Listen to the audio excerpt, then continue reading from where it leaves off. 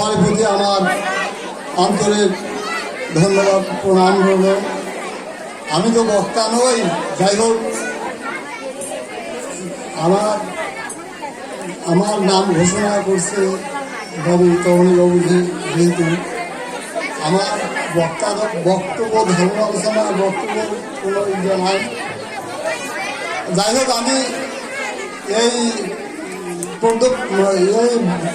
কর্তার সময় আমি প্রায় আসি, কিন্তু আমি তো দেখি প্রতি মাসে একটা করে সঙ্গ হয়, ভক্তবৃন্দি তো আসি না। ওই গুরু শিষ্য যে মাসে একটা দেখা হয়, সেই দেখাটার প্রায় দেখি আমি সেই রকম লোক তো প্রতি মাসে একটা করে সঙ্গ নেওয়া হয় কিসের জন্য? এই গুরুদেবের দর্শন পাওয়ার জন্যে তো নেওয়া হয়। কিন্তু আমি তো দেখি প্রায় দেখি সঙ্গ যাই।